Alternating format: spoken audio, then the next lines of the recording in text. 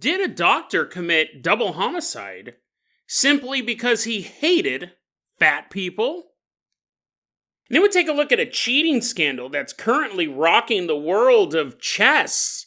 Is it possible that a chess player inserted anal beads into his butthole so he could get messages beamed from an AI into his anus?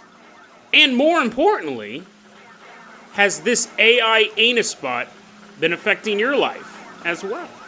Today on Dead Rabbit Radio.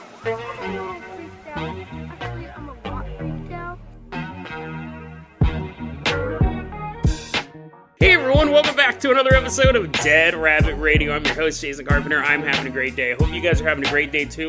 Hope you guys have some awesome plans for the weekend. We got a lot of stuff to cover, so we're getting started right away. First off, walking into Dead Rabbit Command is some of our longtime Patreon supporters. Everyone give it up for Cole and Danielle. Woohoo, yeah, come on in. The dastardly duo walking into Dead Rabbit Command against their will. They don't want to be on the Anal Bead episode. The reason why we're highlighting Cole and Danielle isn't just because they're longtime Patreon supporters, but recently, Cole and Danielle, they have a production company called Cretin Cave Productions. And they sent me it's really cool, I'll put it in the show notes. We've already been talking about it on YouTube, but a lot of you guys haven't been aware of it. Cretin Cave Productions made a mock-up as if Dead Rabbit Radio was a late-night paranormal mysteries show. This is what the television intro would be. So it's really, really cool. It's kind of that, what do they call it, lo-fi horror VHS stuff. I don't know why it's a particular genre nowadays, but it's really, really cool. They're actually now looking at maybe doing a cheesy commercial for Dead Rabbit Radio as if it was a television show as well, or just it's really awesome what you guys do. It's really, really fascinating. Today's fan art is a screen grab from their intro, and go ahead and check it out. Check it out and subscribe to their YouTube channel, because this is a community thing, really. This is so awesome. What you guys do for this show always amazes me. So Cole and Danielle, you're going to be our captain, our pilot this episode. If you guys can't support the Patreon, or if you can't make lo-fi horror or whatever the genre is, that's okay too. Just help spread the word about Dead Rabbit Radio. That helps out so much. Cole and Danielle, go ahead and each grab onto the hair hang glider. Take us up to the highest point of Dead Rabbit Command and jump off. We're gliding all the way out to a hospital.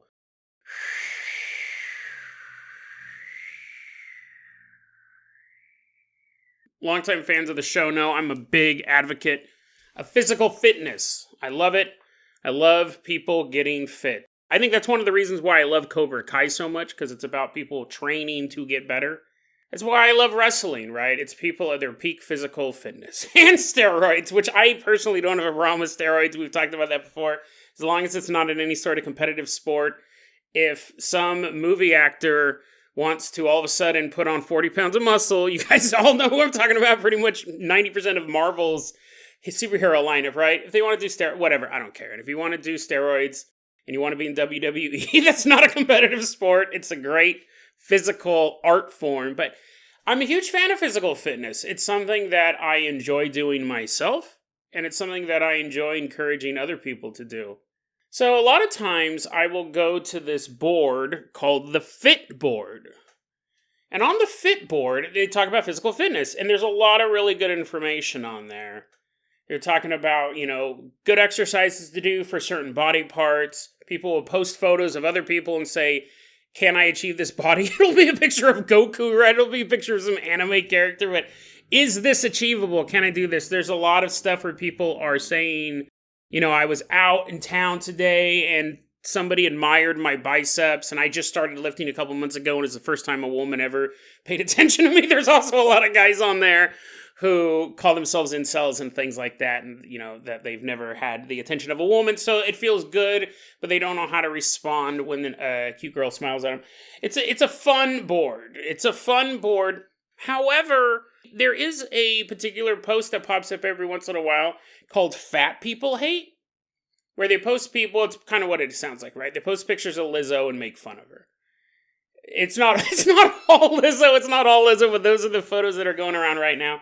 They post pictures of fat people, and they make fun of them. The reason why we're headed past all of the useful information and past all of the self-esteem building thing, like I would like to get there someday as well. Someday I also want to be a two-dimensional character throwing fireballs out of my hands.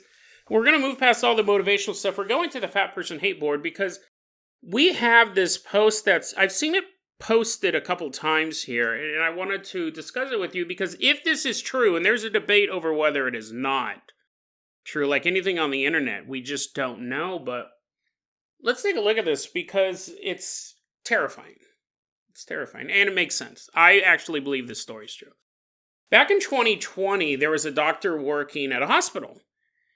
And this was during the time of COVID. And this was like peak COVID, right? When people were still trying to figure out what was going on, how do we stop it? And if you can't stop it, what are the necessary steps made to keep people alive in a hospital setting? Like this is early COVID time where they're hooking people up to these respirators. They're filling up. These emergency wards are filling up pretty quickly. Back in 2020, there was a doctor working at a hospital. And these two overweight people show up. These two overweight people show up with COVID. And apparently, according to this doctor, they're being super obnoxious. Super obnoxious. They were being abusive. They're being obnoxious. They're being abusive. That's how the doctor described them. And it got to the point where they had to be sedated and then intubated. And that's where they shove the tube down your throat to help you breathe. Well, what's happening is more and more patients are coming into the hospital and more patients need to be intubated, but they only have a certain amount of the HFNCs, which is the high flow oxygen therapy machines. And the doctor says what happened was 2 kids ended up getting COVID, and they also had very, very bad cases of this. Their oxygen rates were steadily dropping, and they realized we need to put them on these machines, but they don't have any. They don't have any left. All the machines that are used, because it's a specialized machine, right? Who would have thought you would need 15 in a hospital? They've run out of machines. They have these 2 kids. So what this doctor confessed to online was that they sabotaged the lab work for the overweight people. What this doctor did was actually change the paperwork to show that they were worse off than they actually were. And then this doctor took these reports to other doctors and said, look at this report. They're so bad off. Even with this breathing machine, they're not going to make it. And the doctor looks at it and goes, man, we really don't want to take people off machines. They're on the machines. Like, that's the only reason why they're alive. Yeah, I know, but look at this paperwork. They're just not going to make it. Even on the machines, they're not going to make it. And the other doctors weren't recognizing that this report was falsified. And he goes, I continue to go around and talk to all the other doctors who are in charge of these decisions and say, look at these 2 people. They're just not going to make it. But we have 2 kids that still have a chance. And doctor's like, man, that's a huge decision to take somebody off of a life-saving machine, but I mean, looking at your report, yeah, you're right. Like, they're not going to make it. And the dude's like, yeah, they're not. So according to him, the 2 overweight patients were taken off the breathing machines, moved to another part of the hospital, and the 2 kids were hooked up to the machines. The 2 overweight people ended up dying. The 2 children fully recovered. Now, you could argue that let's assume the story's real, right? Because it could be fake. You can check the show notes. You'll see it's basically an image that's going around that people have screen saved, and now they just repost this image from when it was originally posted. You can make the argument morally that they're kids versus these adults, right? Like, I think you could, as a doctor, go, well, actually, our doctors are even allowed to do that. They're like, you've lived a good life. They're like, I'm only 45. They're like, yeah, this little baby's 9. I don't think doctors can necessarily do that. But you think about it, like, on a moral level, right? Let's say you're in a burning building, and behind one door is an old man, and behind the other door is a newborn baby. Who would you rescue? And the doors are also really far apart, and the fire is really burny, right? It's super hot. Who do you save? Like what? And it's so funny. I remember when I was it sociology class? I think it was sociology class in college, or it might have been philosophy. I don't remember. They all kind of blended together. They all basically just became one long class. That actually, maybe it was economics now I think about it, because it was an economic moral. The teacher said, he goes, on a pure, if you take the morals away, it's actually more efficient to save adults than children. Because even though it seems bad that you let this little kid burn to death, when you save an adult, that adult may be an engineer. That adult may be a firefighter, and then he can help you put out the fire and save the kid anyways. They go, we've already invested so much time and money as a society into an adult that it makes more economic sense to save a known factor, right? I mean, maybe the guy was a meth dealer or something like that, and the economics professor is like, I really need my meth to save that guy, save that guy. But if you saved a businessman, he's already been trained by society, he's already gone through all of this stuff, he's already paying taxes. Like, an adult has already proven its value to society and is paying back into society, versus a child is just this little ball of muscle and blood that we don't know what it's going to end up being. It's just like this thing, right?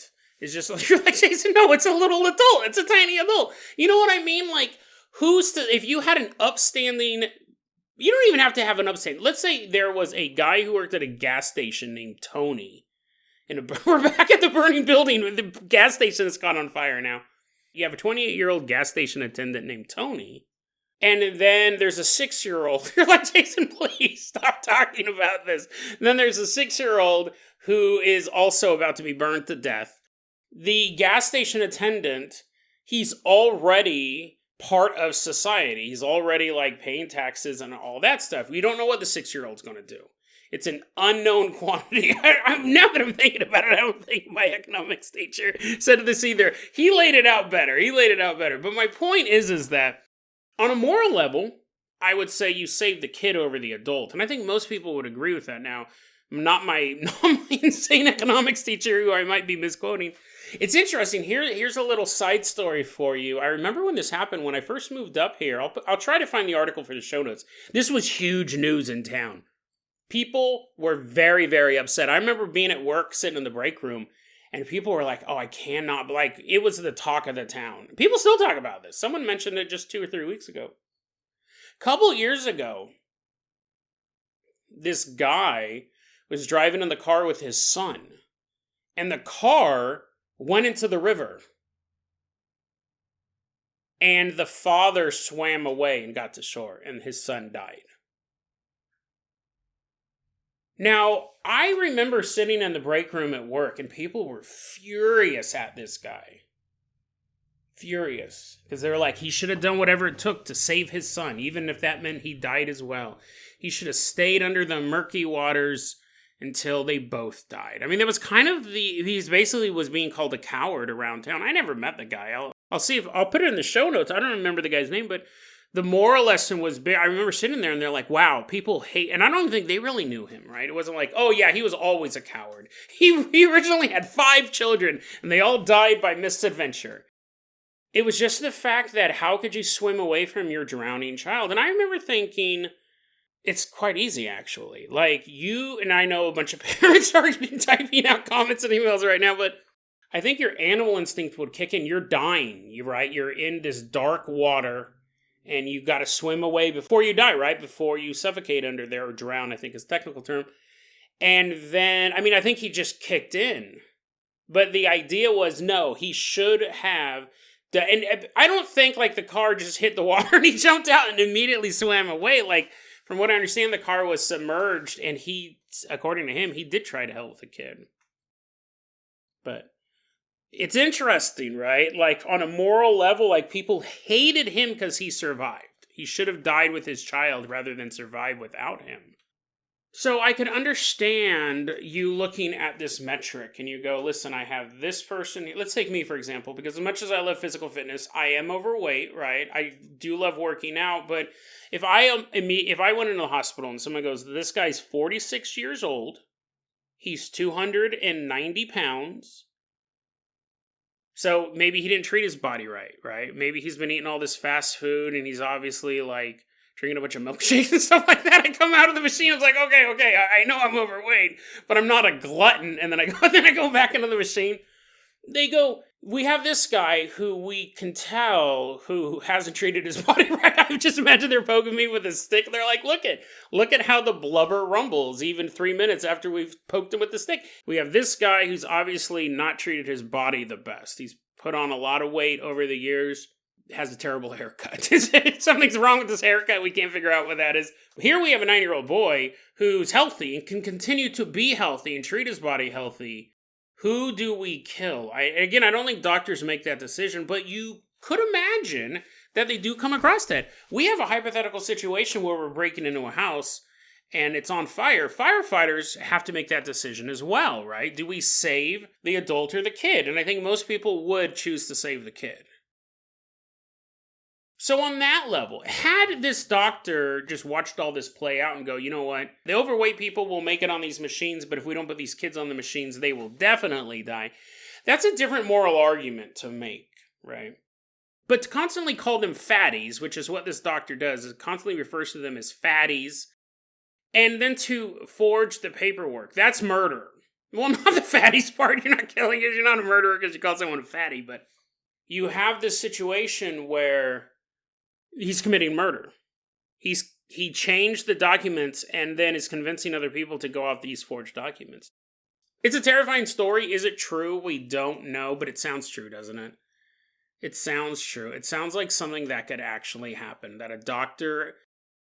I'm sure there are I know there are doctors out there who have prejudices against people.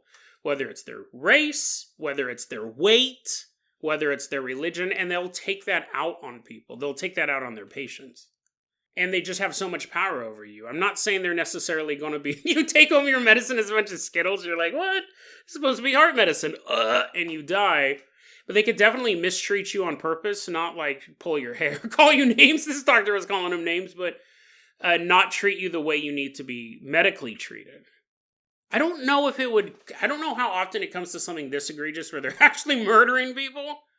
I think that's fairly rare, but I'm sure that you do get patients coming into doctors and the doctor's not liking them because of some sort of personal issue with them. They just don't like that person or they don't like what that person represents. And I think most of the time when it happened, you could just go, man, I just don't have a really good feeling from my doctor. He keeps giving me Skittles, which are delicious. But I kind of need my beta blockers. But in a situation like COVID, where people were coming into the hospital and everyone was terrified and nobody knew what to do, people were figuring this stuff out day by day, that's when a doctor would have ultimate power. Power of life and death. And whether you agree that the children's lives were more important than the two overweight people, it's a moral discussion we can have. But he forged the paperwork. He convinced these doctors that there was no way to save them when there was. And he murdered them. He absolutely murdered these two people simply because they were fat. Cole and Danielle, let's go ahead and toss you the keys of the Carpenter Copter. We are leaving behind this hospital. We're headed all the way out to St. Louis, Missouri. The reason why we're headed to St. Louis, Missouri isn't to watch baseball or whatever else is in St. Louis. We're there to go to a Nelly concert. No, that's not the reason why we're in St. Louis. Sorry, Nelly fans. St. Louis, Missouri, September 4th, 2022 is the date. We're at the St. Louis Chess Club. So we're walking in, and we see a bunch of nerds standing in line, and they're like, all of a sudden a montage of people like moving pieces around the board, and some guy like going, no! And then they're dragging him off into the back to kill him. You didn't know? This is a chess championship to the death. And that's not true. I'm just trying to make it a little more exciting before we get to the anal beads, because then it's just crazy from there on out. But in the beginning, we have to fight our way past security. We're kicking people, doing karate chops, and then we just go and we sit in the front row, and we're watching these two dudes move wooden pieces around the board like you expect. We're watching a showdown. Which is, again, another word that I can't believe we're using for a chess article, but a showdown. between Magnus Carlsen. He's this 31-year-old dude who is currently on a 53-game winning streak. Magnus Carlsen's moving these pieces around the board, and he's playing against this dude named Hans Niemann, 19 years old. So big age difference between the two. And even though Hans Niemann is only 19 years old, he's been playing this game for a while. He's actually used to stream chess on Twitch. I mean, this is so, I don't understand why who would watch this on Twitch. You're like, oh man, I'm on pins and needles. You're watching a guy go, your move. Anyways, chess, right? Chess playing. So Hans Niemann is a long shot to win this. He's actually, let's put it this way. He's better than me. He's better than me at chess. I'm actually a pretty good chess player. I actually feel like I'm pushing these people around to try to deflect. I'm actually a pretty good chess player in real life. Hans Niemann, he's a long shot. He's a long shot to actually take this championship. And what's weird is they go, okay, so he's been playing since he was a teenager, but in a very short period of time, his ranking is skyrocketed. They said it's actually a statistical anomaly that someone could get this good this quickly. Hans Niemann's like, well, some people are just born great. These guys are currently playing in this championship that the total prize pool is $350,000. And other nerds will know your name. From then on, you only get picked on by prestige bullies. People who really know what they're doing. So, they're playing this game. Hans Niemann is playing against Magnus, and it shouldn't even be close.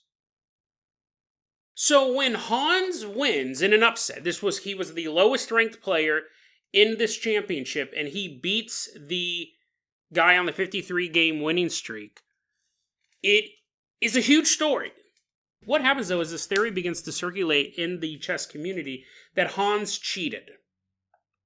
It's interesting because to get into play chess here, you have to go through some security measures. They actually have video, because all of this stuff was live streamed. They have video of these players having to go through metal detectors, and they have the metal wand going around, and Hans was holding a pack of gum, and they actually inspected the pack of gum. They have some pretty stringent security procedures, right? To prevent cheating. And it's weird because at first Magnus was like, I don't want to say anything, because people assumed that Hans cheated to win. And Hans' statement was kind of like, I feel like I'd get in trouble if I said anything. I don't want to say anything. So that actually threw more fuel on the fire. Like, what does that mean? He'll get in trouble if he says anything. And then out of seemingly nowhere, this meme started going around involving Hans. And you guys might have seen the headlines. Elon Musk was joking about it. The theory is that Hans was using an AI to beat Magnus. But how would he know what the AI was saying? How would he know what the AI's moves were to counteract Magnus's moves? The theory is this, and I'll be right up front, there is no proof of any of this, but people are thinking, how else could you have done this? You're in a room, and we can see you. We can see everything about you. The only thing we can't see is your butthole. I mean, technically, you also can't see his toes or anything like that. He could have sensors on his back if he cheated, but the idea is this. Every time Magnus made a move, the computer was calculating what move Hans should make in return. And then Hans's friend, was then beaming the move into a pair of remote anal beads stuck up Hans's butthole, which he would memorize. I know this sounds completely ridiculous, but he would memorize the bzz, bzz, bzz, bzz of the anal beads. And after being like, woo, he would go, oh, rook to here. He's memorized instead of actually learning to be a good chess player, which we'll get to that in a second, he memorizes the buzzing of the anal beads to mean I'm going to move my queen here. And then Magnus makes a move, and then the friend puts that move into the AI, this chess playing computer, and then that computer tells the friend what to send to Hans's butthole. And so forth. And they said that is what could have possibly happened. There's no proof of any of this. Again, in between each move, Hans gonna go, oh, there was no noises, his chair wasn't wiggling, anything like that. how they came up with the anal bead theory almost seems like just utter humiliation, right? They could have said anything. They could have just said he cheated. And then you could go, well, he could have done this, he could have done that. They went straight to the anal bead thing. But here's the interesting thing about this. Hans goes, listen, I have never cheated in an over-the-board game before. So why would I start cheating now? What would be the purpose? I mean, other than the $350,000, but I've never done it over the board before, so it doesn't make any sense for me to do it right now. If you guys want, we can play naked in a room full of cameras. It'll be streamed on OnlyFans. I didn't do this. What's interesting is that's a very choice series of words. Over the board game. Because here's the thing. Hans has been caught cheating twice. Hans has been caught cheating 2 times. One time he was 12 years old and he was playing and he had a friend helping him out. And then when he was doing his Twitch, he was trying to build up his Twitch followers and he was cheating then as well. So you do, just for you cheaters out there who are currently cheating on something while you're listening to this podcast, if you have a history of cheating, people are going to assume you always cheat. And that's kind of what came out here. They decided to do a rematch a while later, a couple days later. They decided to do a rematch. And this one was done over the internet. So you did have Magnus, you had Hans, and then you had officials watching this as well. But they're like playing from their bedrooms. Hans is like, oh yes, home turf. He has all these sex toys laying around. He's like, how will I cheat today? Will I use the purple dragon? I'm going to stop naming off sex toys. But anyway, so after the second move, Magnus just quits. He shuts his laptop and he just quits. And the officials are like, what is going on? How could this possibly... This is sullying the good name of the chess championships. We're all getting swirly tonight. The bullies are going to knock down the doors. Chess will be no more. What's interesting? So all of that is a fascinating story. A look at a subculture. The idea of that arms race to learn how to cheat and then counter-cheating methods and then more cheating and then counter-cheating methods to the point that security is like checking people's gum packets, right? Because I'm sure they've been on the lookout. I'm sure there have been stories of people writing down little notes. Now we live in this sci-fi age where we don't live on the moon, but we have vibrating anal beads that can tell you how to beat chess. Again, we don't know why that story is sticking around. It is pretty funny, but that's not the main reason I wanted to talk about it. I mean, it did have a lot to do with it. You're like, Jason, you wanted to talk about it because it involved butts. But I thought this was really interesting. I was reading this Gizmodo article by Kyle Barr. And I think this is what I was talking about in the intro when I said, how does this affect our lives? He wrote in this article, he goes, talking about chess specifically, he goes, quote, what's happening is more players, especially younger folks getting into the game, are more apt to memorize opening moves and figure out optimizations by watching AI. So you would sit and watch simulations of these chess matches. And you'd watch them over and over and over again to the point that you can memorize moves and look at the best ones. You could run simulations and figure out what you wanted to do. So if my opponent moves a piece here, the AI says to move a piece here, and you just memorize that. And what happens is, think about what's harder. Really, what's harder?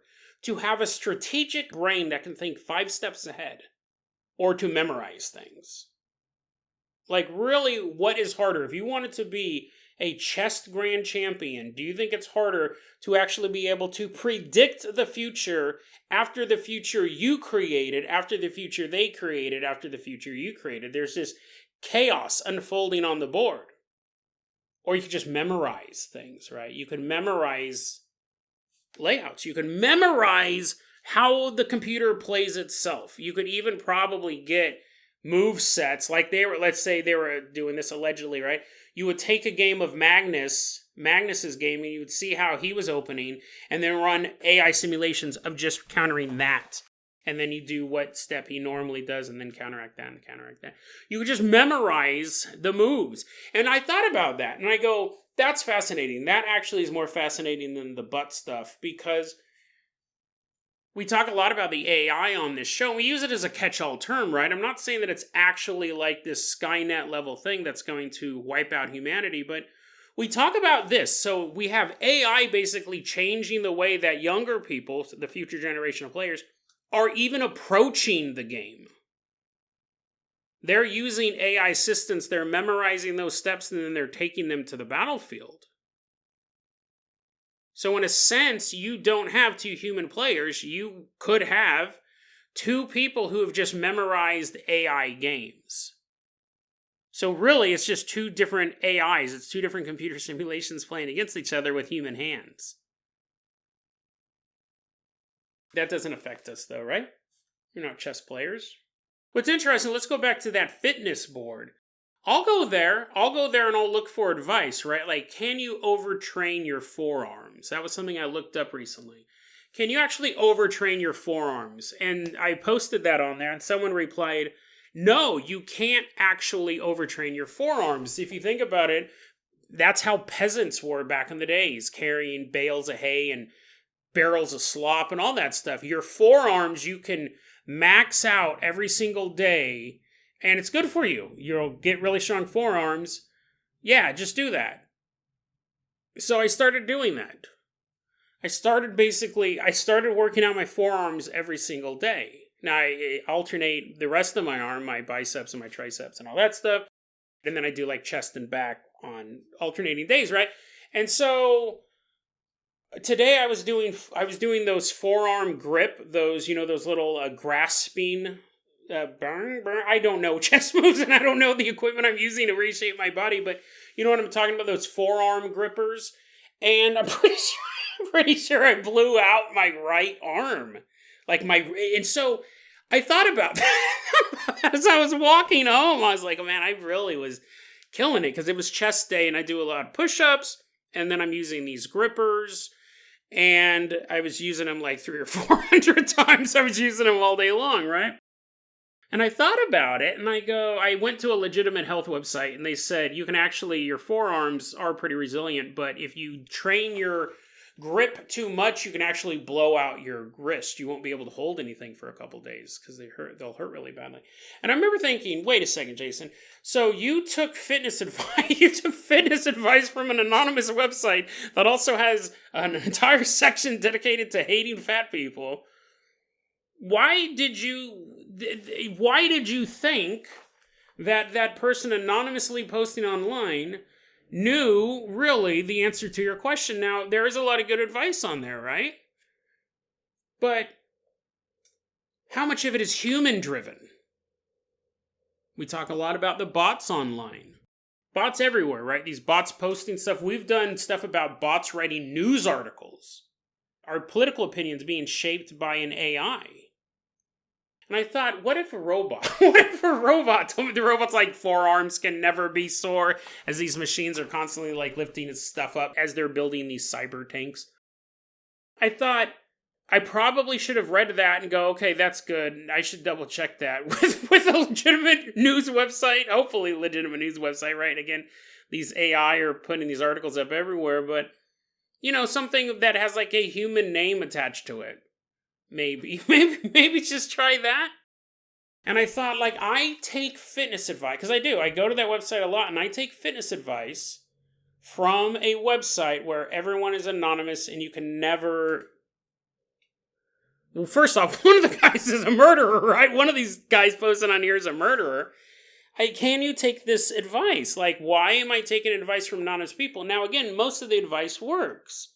Most of the advice doesn't end with my wrist hurting.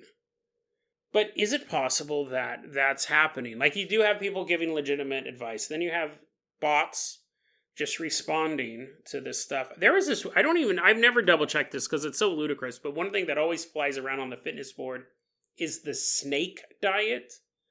Where if you want to lose weight really quickly, I don't even know if it's still up. I used to see it all the time. I think people realized it was a scam, or everyone who believed it ended up dying. There was this thing, it was the snake diet, where you would fast, right? I think there's a lot of health benefits to fasting, but you would fast, and then you wouldn't drink water anymore either, right? So you'd go 2 or 3 days without eating, And then you could basically go 3 days without doing the two things humans need to survive, eat and drink. So you can go a long time without eating, but the snake diet, and they would say, what you do here? I always imagined the guy talk like this. It was always a picture of some grizzled guy.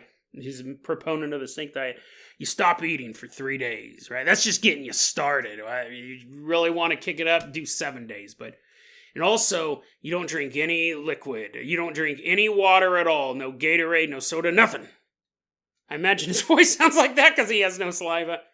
And then they had another step to the snake diet, which was, this is why I was like, this can't be real. First off, they're getting people to murder themselves, right? You can't go that long without drinking. But then they go, if you really want to do the snake diet, you have to avoid water altogether. No showers, no baths. So you're not only are you dead, you leave a really stinky corpse. I imagine someone in the Philippines, he's like, oh no, it's monsoon season. Oh, I just want to be on the snake diet. Was that a real diet? Was that a troll? Was that the very first fitness AI that didn't understand what humans need? It's like, you don't need food or water, but you can have all the oil you want. Drink it up. Drink up all that oil. And then you wonder, so you have AI infiltrating the world of chess, and it really could change the game. Like, eventually you won't have people competing against each other. And now we possibly have bots giving out fitness advice, or maybe I should just double check my sources, right? Probably should have done a little more work before I did 400 grippers, whatever they're called. And then we have, I thought about this too, like, that's fitness advice. What about when it comes to life advice? Because we have that AI now, and it's been around for a while, but it will throw up random, seemingly inspirational quotes. You guys know what I'm talking about? I'll put some in the show notes. Some of them are funny, some of them are creepily specific. But you start to think, like, what happens? We already have AI art being able to generate whatever you want. What happens when you have the AI just creating proverbs? And then you have the AI creating a website full of proverbs. And then you have it link an Instagram account and a Twitter account and all of this stuff, and it's pumping out these really quite inspirational sayings, but they're not generated by a human. That will affect people's behavior. That will change the way people act. That may already even exist. There may be lifestyle gurus posting on Instagram that's just these images, and the person doesn't exist. The advice they're giving is good. The end result may be good, but the lifestyle coach doesn't exist. It just knows that it gets tons of engagement when you're posting all of these inspirational quotes, and it's read every inspirational quote ever published on the internet so it can generate new ones. And people go, that's very interesting. I never thought of the world that way. No one did. No one ever had that thought before. That came out of an algorithm. It's not just changing the way chess will be played in the future. It's reshaping our bodies. It's reshaping our minds. And I wonder what the end result will be. I wonder if, in our lifetime, we will see the very first cult created by an algorithm. The very first internet, and it won't even be like, we're here to worship the internet, we're here to worship the AI. They will have a messiah figure, they will have photos of this messiah figure, it's all just AI generated photography, images. They'll have a messiah figure, they'll have commandments, a set of rules to follow, they'll have all of these procedures because it's analyzed every religion in the world, and it realizes that people love religion, people interact daily with religion, people will financially support their religion, and so the AI crafts its first cult. It has a very small but dedicated, diehard group of people, and they never meet the messiah, just like most religions never meet their messiah, right? But they believe in the teachings of this, and it doesn't take off because the AI is still trying to figure out what works. But when it does, we may actually see the very first AI-generated world religion. And again, I'm not talking something that's created by the New World Order or Project Bluebeam. There was no human hands that wanted to do this. No one was thinking maybe we can do X. The AI, the algorithm itself, it's designed to get as many eyeballs on a piece of information. That's what it is designed to do, to bring so many people to a particular point to get views. You have an algorithm-driven religion that appeals to everybody in some way, yet still makes enemies out of the other, because the algorithm knows, even though that doesn't make sense, it works. The steps are always the same. We discover the religion. It's perfectly designed for us, so we become enamored by this religion. We begin to love everything that this algorithmic generated belief system has to offer. We become zealots. We worship something that never existed. Not even a fictional thought in a false messiah's mind. It never, ever existed. But it touches our soul in such a way. It knows exactly what we want from our internet search history. It knows exactly who we are based on the recordings of our conversations near any smart device. All of the information that makes up us is slowly being devoured by this ever-growing AI. It knows exactly how to speak to us. It knows what we love. It knows what we cherish. It knows who we hate. It knows what we wish to be destroyed. And we grow from someone who just randomly clicks on an ad because it catches our eye. Knows exactly what will get us to click on it. We go from that to hardcore worshipers, seemingly overnight. We are followers. We are slaves. It answers so many questions we have, just the way we want to hear them. Just the way we expect the Messiah to be. It is so in tune with our soul. We can't imagine a life outside of this belief system. An AI religion would very, very quickly conquer society. Very quickly. It just would be too perfectly created. And it would enslave the world, not because it was on a quest for power, not because greed motivated it more than anything. This system could actually conquer the planet simply because it did all of that, simply because it was designed to do one thing, and it did it, to get the maximum number of views.